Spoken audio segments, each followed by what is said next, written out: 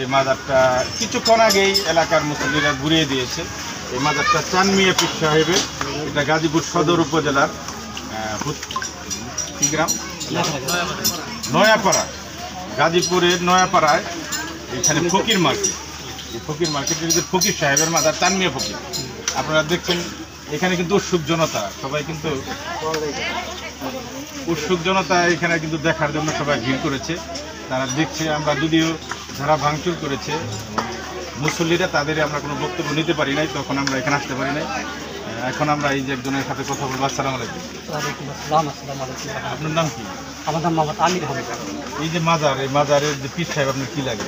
পীর সাহেবের আমার সহোদর বড় ভাই, উনি আজকে এখান থেকে প্রায় 50 বছর যাবৎ এখানে দরবার।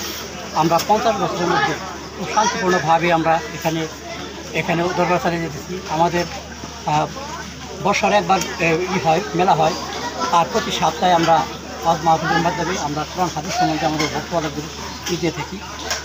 মাঝে মধ্যে আমাদের সামা গান ইত্যাদি হয় এবং মানে হামনাথ ইত্যাদি হয়।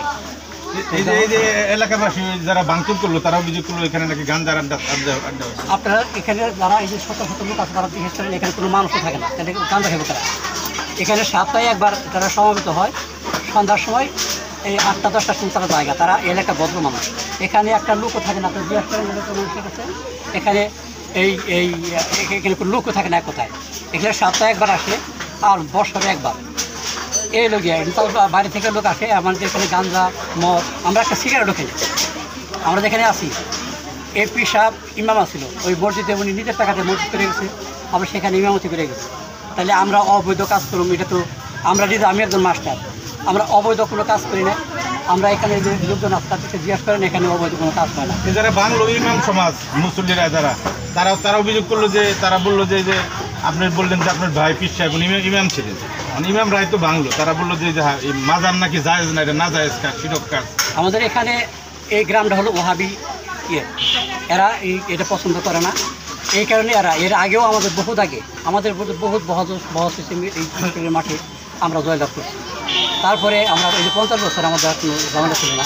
হঠাৎ করে সরকার পরিবর্তনের আভাসে এরাই আমাদের এই হঠাৎ করে খবর হলো যে মাজার ভাঙবে। আমরা আন্তঃসতি আমরা যখন দেখছি লোকজন আসছে, আমরা সরে গেছি। আমরা কোনো এদের অবস্থা দেখে আমরা কোনো সামনে যেতে সাহস করি, আমরা সরে গেছি। আমরা সে কারণে এদেরকে বাধা দেওয়ার মতো ক্ষমতা আমার নেই। এখানে যদি আমরা পূর্ব থাকতো, জানা থাকতো, তো আমরা গত সপ্তাহে আমরা জানছি, জানার পরে আমরা থানা আসছি, থানায় আমরা জিডি করছিলাম। তো আজকেও সকালে থানায় আমরা যখন হঠাৎ করে একজন বললো যে আজকে যেটা ভাঙা হবে, পরে আমরা থানায় গেছিলাম। থানায় যাওয়ার পরে আমাদের পুলিশ প্রশাসন বললো যে আপনি তো সেনাবাহিনীতে ফোন করেন। সেনাবাহিনীর সাথে কথা বললাম, উনিরাও এগুলো পরে সেনাবাহিনীগুলো যে ঠিক আছে আপনি থানার সাথে যোগাযোগ করে আমরা আসতেছি। তা আমরা পুলিশ আসছে, কিন্তু সেনাবাহিনী এখনো আসেনি। পুলিশ আসছিল, পুলিশ আমরা যতটুকু ভাঙছে আপনারা দেখছেন, এখনো কিন্তু এই মাজার না ভাই, এটা কি বলে মাজার এটা এখনো উপরে ছাত্রা আছে। তবে পুলিশ এসে পরিস্থিতি নিয়ন্ত্রণ করতে, এখনো কিন্তু তারা এখানে থাকতো, পুলিশ এসে তাদেরকে বুঝাই সরাই দিচ্ছে। আমরা সেখানে উপস্থিত ছিলাম, যে এখানে প্রায় হাজার লোক ছিল, তাই না ভাই? হ্যাঁ, হাজার লোক ছিল। আসলে এখানে কন্ট্রোল করার মতো কোনো অবস্থা কারোরই ছিল না। আর এই যে আর কেউ কথা কইবেন?